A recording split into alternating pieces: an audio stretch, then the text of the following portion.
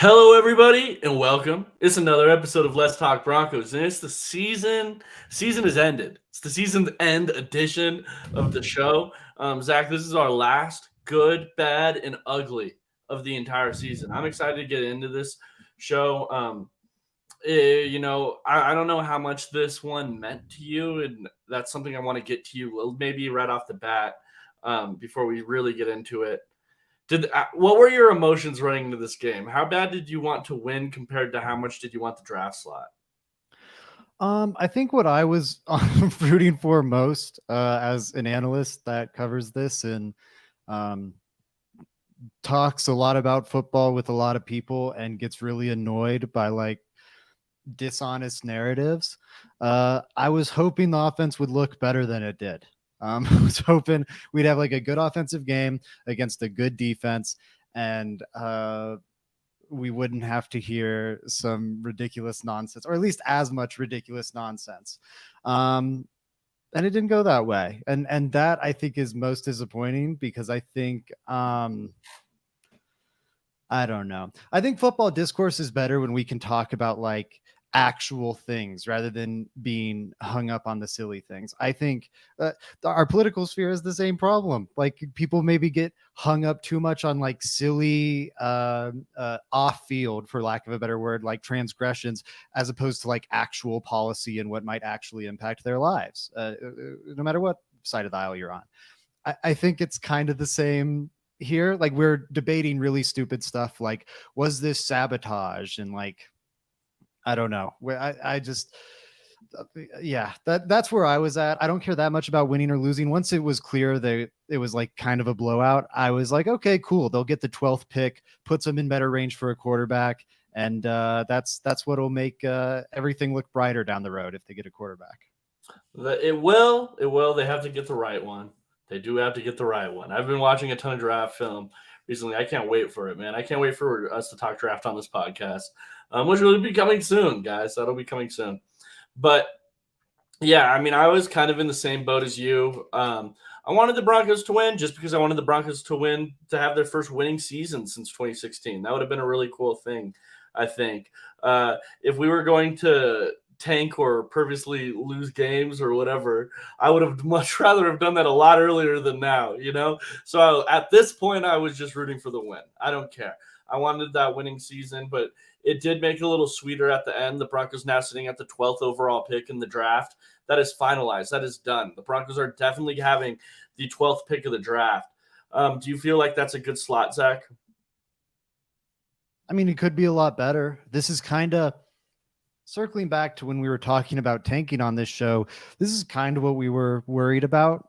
Like, okay, what if the Broncos just kind of end up being mediocre again and these wins are somewhat meaningless? I think it could have been different if it was like, if you had great vibes going into the offseason. I always wonder though how much that carries over, like 8 months, and you're bringing in 20 new guys. Never. It's, you know, yeah, I'm kind of with you. I don't think it changes all that much. Or carries over all that much. I think it changes a good bit, but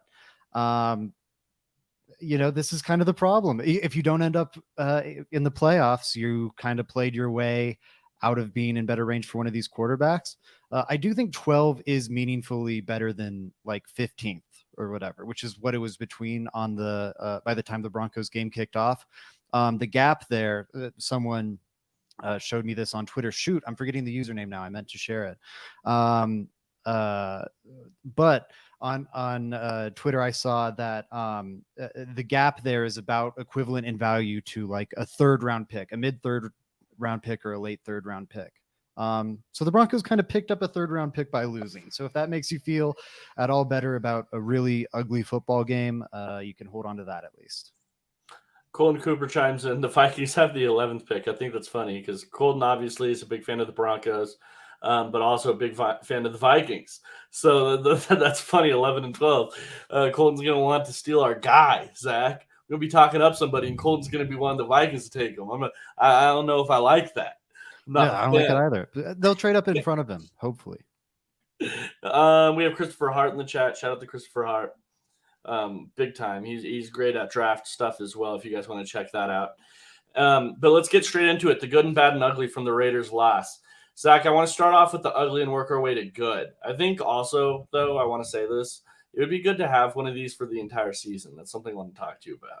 That'd be fun. Yeah, no, we should do a summary like maybe next week or something. Yeah, that'd be good. So let's start off with the ugly. What did you have for the ugly? What was the worst thing you saw in that game? Well, it wasn't the worst. I play a little with my ugly. My ugly is Joey Richards coming up 2 yards short on his millionth Jerry Jeudy prop. Even when Jerry Jeudy has the Jerry Jeudy game and is going off, getting his receiving yards, everyone's praising him. He's still letting Joey down because Joey set the line at 81 yards. Jerry Jeudy finishes with 79 yards on 3 receptions, and then unfortunately left the game early with injury, which I think makes it an even more painful loss on the bold prediction front. So I'm absolutely loving that. That was hell. That was ridiculous. For those that don't know, I was on here talking about Jerry Jeudy's going to break his season high for maybe like the last 5 weeks. And then when Stidham came in, I was like, oh, he's breaking his season high. He's definitely breaking his season high. So I doubled down on it on this one. And Jeudy would have if he didn't get hurt. He would have done it. It was terrible. He had the big reception, brought him down to 79 yards, and then I didn't play anymore. It was absolutely atrocious. Yeah, that's a good ugly because I felt pretty bad about that one. Yeah, I wanted to rub your face in it a little. Mine, though, Zach, has to be Foster Moreau. Foster Moreau was barbecue chicken out there. That was not good at all. He's never been a really good tackler from what I've seen of him in a Broncos uniform. He just hasn't been, but there was times yesterday where he got stiff-armed into next season, and then you saw his pass coverage off of that where he's biting off of double moves late into the half. He things that know that you can't do as a corner with not a lot of time left. He's biting on a slant and go. Like, what are we doing? He just wasn't good the entire night. I personally would have liked, and this is a VJ call, this game doesn't mean anything. Why am I playing Foster Moreau where I don't think he's on the Broncos next year? Why am I not playing Riley Moss to just see what he has? Why am I not doing that? Especially when Foster is getting cooked out there. Or Fabian, my bad. Keep saying Foster. Oh, good. Fabian Moreau. It keeps getting cooked out there. It just wasn't. It wasn't good. I would have probably have played Riley Moss just so I had a read on the guy going in the next year, at least, hopefully. He just not it, man. And it's also who was cooking him. It's not like they were playing with the matchups and getting Devontae Adams on him every time and just torching him there. No, he was only targeted once with Devontae Adams in coverage, and Devontae Adams dropped the ball. He was beat on it, but it was that Devontae Adams drop. The problem is he got scorched by fucking Trey Tucker. In snaps against Trey Tucker, he was targeted 4 times, allowed 4 receptions for 69 yards and 2 first down conversions. Just got smoked. I mean, it was a really poor game from him. I don't know. I think you got to move on. I don't know. I could see him still starting next year just because who knows what the Broncos have in Riley Moss and Damari Mathis. I agree with you. Why aren't we seeing Riley Moss out there? Maybe the most logical explanation I can come up with is they still don't feel good about him there. And they were just so locked in on getting that win. I really don't know. It is baffling to me. But the fact that we haven't seen much of Riley Moss at all this season, and what we did see from Damari Mathis was terrible and led to his benching, I'm pretty nervous about the progress of Moss and Mathis. It's very early in those guys' NFL careers, but if they're not, especially in the case of Damari Mathis, if they're not contributing next season, a huge red flag. You can't have another journeyman vet here starting opposite of Pat Surtain when you're investing so much in the starting spot opposite him. Yes. Okay, here's the thing. You mentioned Damari Mathis. How much hope do you even have in that guy at all at this point? Very little. Very little, right? He probably never starts another game for the Broncos. I think that's pretty safe to say. He might not play another snap for the Broncos. He could easily be a roster cut casualty next summer. That's not, I think that hot take, the fact the Broncos have to be cheap, I think makes it a little less likely. But yeah, it looks bad, but I don't think it looks great for Moss either. I think it's been good when he's been on the field, but I don't know. Like, You let's give see the guy. rookies more than a year, though. You give rookies more than a year, though.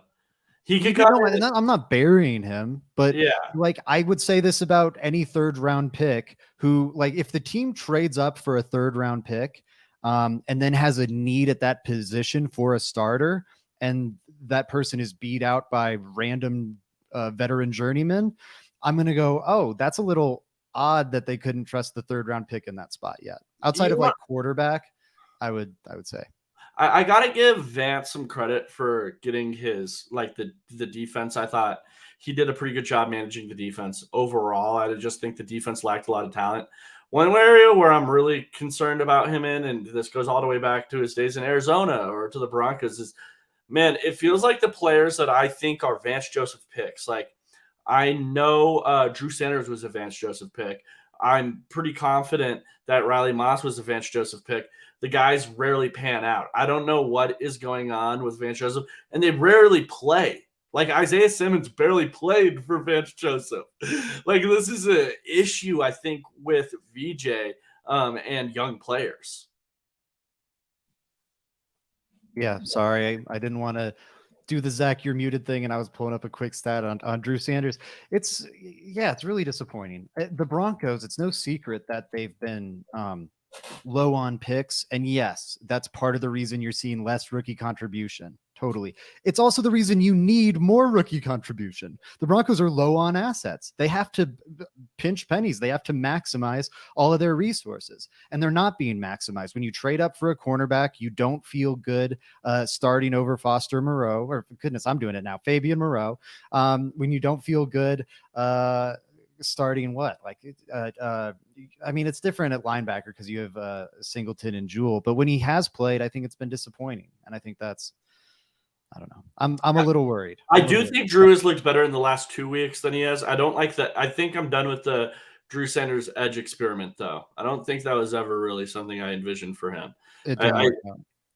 Here's the thing about that. For those that have followed Drew Sanders going back to his days at Alabama, he was a 5-star recruit. He went to the University of Alabama before transferring to Arkansas. Highest rated high school recruit on the Broncos. Yes. And for those that don't know, he was an edge going into Alabama. So if he didn't work out at edge at Alabama, why do I think that he'd work out as edge on the Broncos? That's just something that I'm frankly confused about. I think he's a better off-ball linebacker.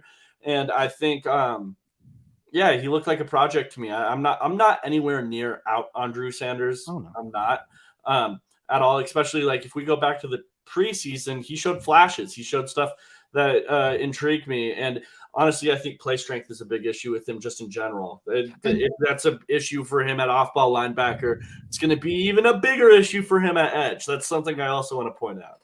And I think there's some overlap in terms of like positional value and development and whatnot between inside linebacker and like tight end, for example, where tight end is asking these rookies to do so much more even than what they were asked to do in college. And you can see their head spin a little bit. And that's why it's so rare to have a season like the one Sam Laporta just had, or I guess is having. I think that's especially true at linebacker too. Like part of the reason I'd argue against not taking one in the first round is we often see these really athletic first round linebackers come in and they don't know what the hell is going on from a mental perspective. And by the time they do fully piece it together, if they ever do, the cheap years of the rookie deal are up. Again, that's not in all cases. I think Drew Sanders could potentially develop faster than that. Maybe it's slower. Who knows? But this is why I like drafting a linebacker in the third round, because if it takes 2-3 years, I think you're more okay there. He might be forced to play next year, though. I kind of think it's unlikely they re-sign Josie Jewell. I think it's a very good chance it's Alex Singleton and Drew Sanders as the like two starting linebackers for the Broncos next year. And that's scary for me right now. I hope to feel better about it, 8 months from now or whatever. But right now, that sounds like a very scary proposal. And this is a great point to something I said. Christopher Hart says Sanders left Alabama because he broke his hand, and they had Dallas Turner, Will Anderson, and Christopher Allen. Very true, but and then he didn't play edge at Arkansas. Now, if you have additional information on that, and obviously we all know edge is more important than inside linebacker. I thought I mean I didn't see the edge I stuff think you're right. on tape. I didn't see the edge stuff on tape from Drew Sanders. I thought a lot more off-ball linebacker stuff from him. Me personally. Now, if anyone's happy to disagree with me, draft is very all over the place. But let's move into the bad. Zach, what did you have for the bad?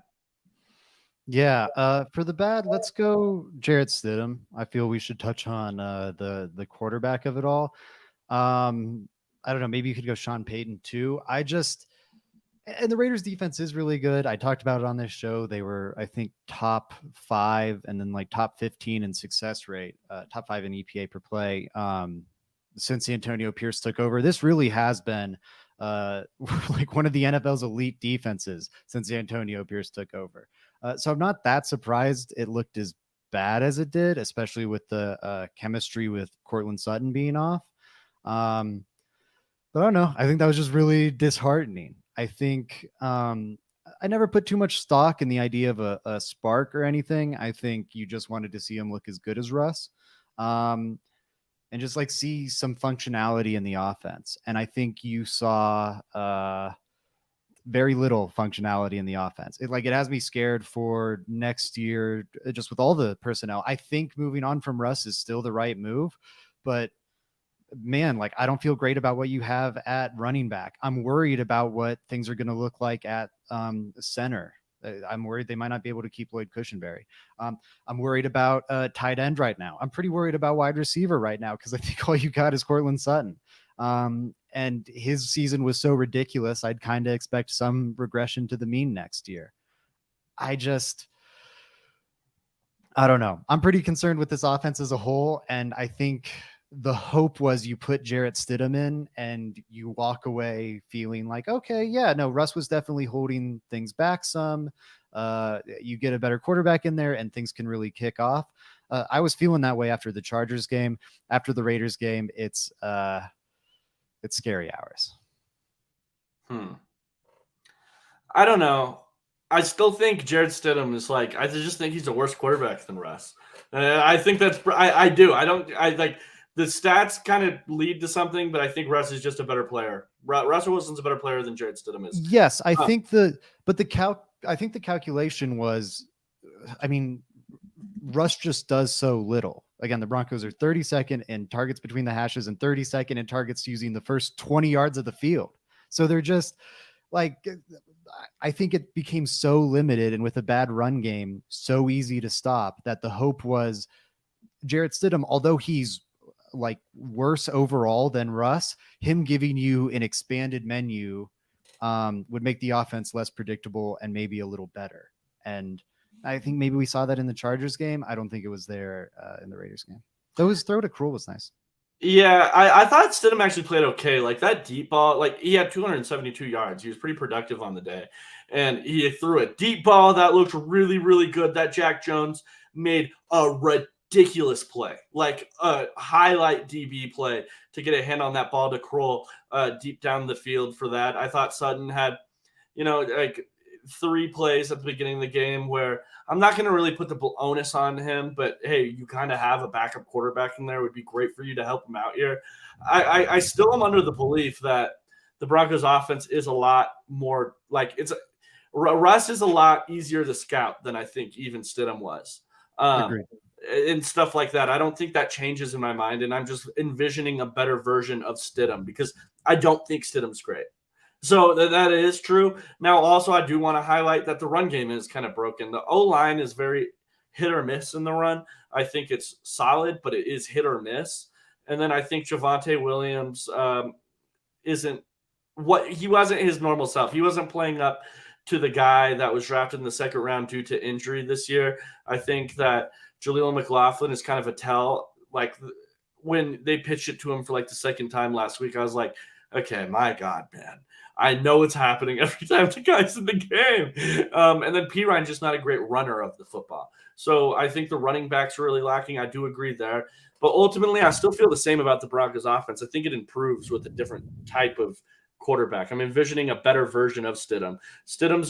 You could find, like, I don't know. Stidham's not going to be your best option out there by any means at all. No, but I don't know. I guess I was optimistic. They could still be an okay offense. Like, you look at most of the data, they're a fine offense this year, a little below average, but they're definitely not a bad offense.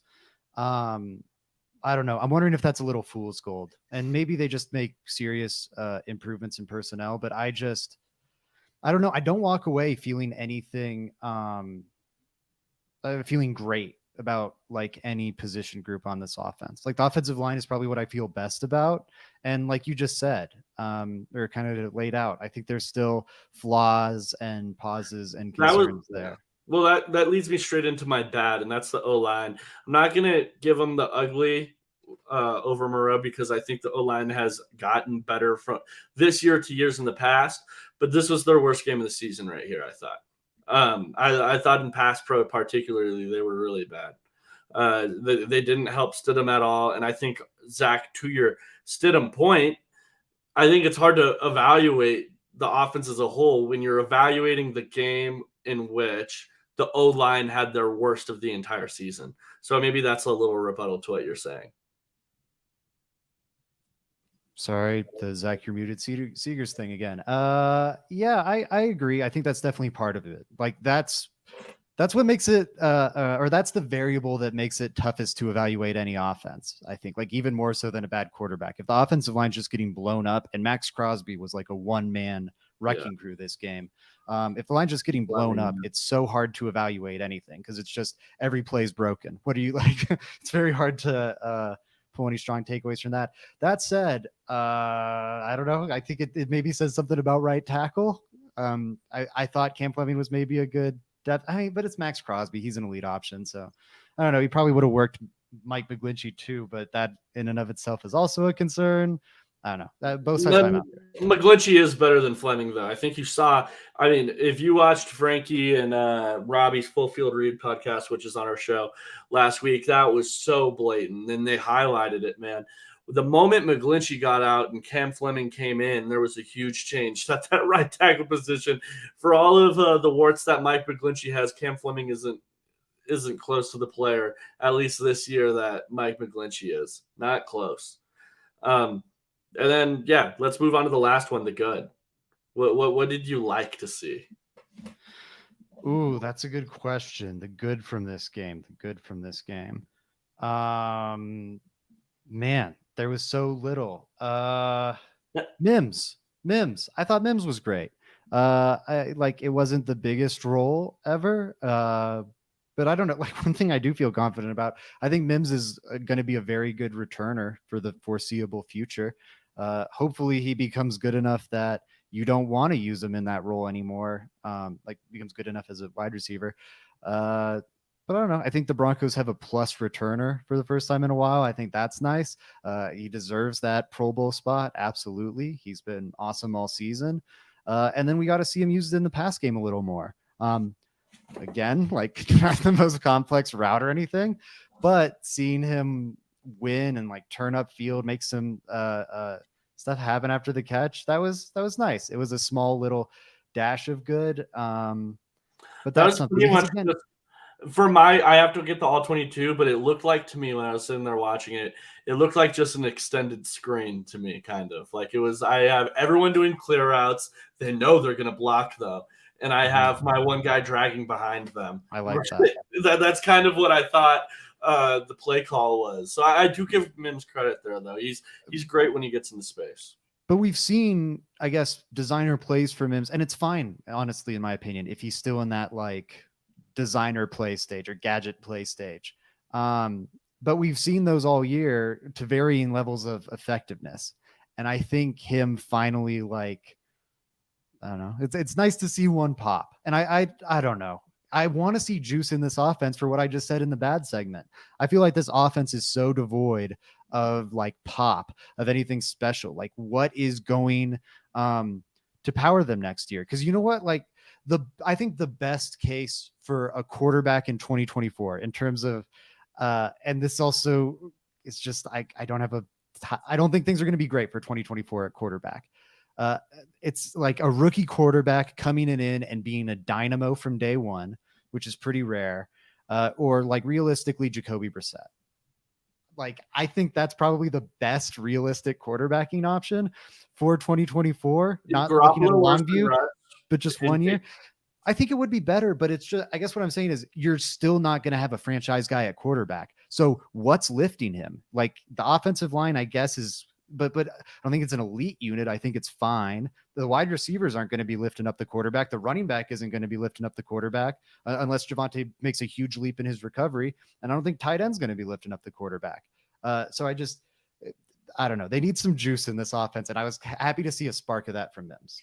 You sound like a guy, Zach, that doesn't want to take a first-round quarterback at all. I'll be honest. It sounds like you want to take one of the wide receivers or tight ends. That's what it sounds like to me, the way you're explaining it. I don't put those words in my mouth. You know, I mean, I'm just saying how it sounds to me. That's all. There's wide receivers on the board at 12. I don't know what you're talking about. This is a good wide receiver class. That's what. Yes, but that's what I'm saying. It makes it sound like you want to draft a first-round one instead of a quarterback. I don't know. I'm down. If you're not, honestly, I'll say it right here on the show. I'm still not as far into it as you. I do not like the idea of taking JJ McCarthy, Bo Nix, or Michael Penix in the first round. That makes me feel so queasy. I feel like I'm going to be having Drew Lock debates for the next 4 years on any of those guys because I do not think they're it. If that's the options on the table I hope they trade up. But if they're not going to do that, I don't know. I hope build up the offense. That's my number 2 preference. And hey, Malik Neighbors won't be there, but that's what I'm going to be fantasizing about. I'm more of a Brock Bowers guy myself. I'm just kidding. I like Malik Neighbors, but I imagine Brock Bowers in this offense. We'll save the draft for later. We'll save the draft forever. But my good is that we can look forward to the future now, Zach. That is my good and the takeaway from this game. And that's what I kept thinking that second half is, hey, you know what? I am so excited for Sean Payton in his first year, most wins since the Broncos have had since 2016. And now kind of cleaning house kind of to his desire, I think. Me and you were DMing back and forth about this, but it feels like when he was mentioning when Sean Payton was mentioning good ownership is so important to me. I think he's kind of just alluding to people that are allowing him to do what he wants.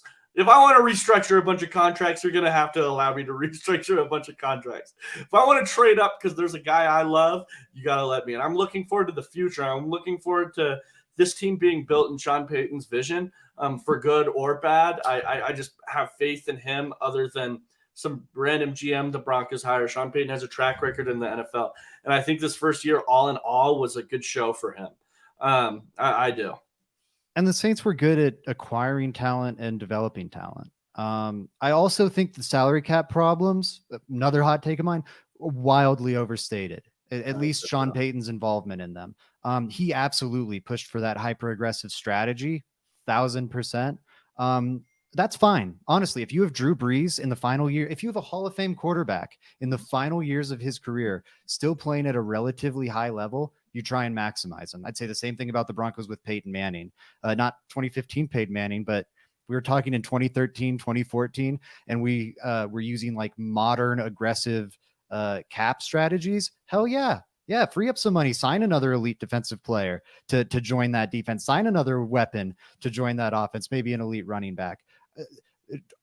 The window's open right now because you know what? You might have 8 years of a quarterback carousel once that guy retires. So maximize the window while it's there. I have no problem with that. The Saints have gotten themselves into trouble once Sean Payton has left, once Drew Brees has left, and they've decided to continue to double down on that strategy.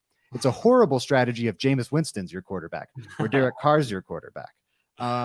So there's that. And they've also been good, again, at bringing in talent. George Payton, I think it's one of his faults and one of his blessings. It depends on the head coach you have, but he lets them be very involved in the players that are chosen.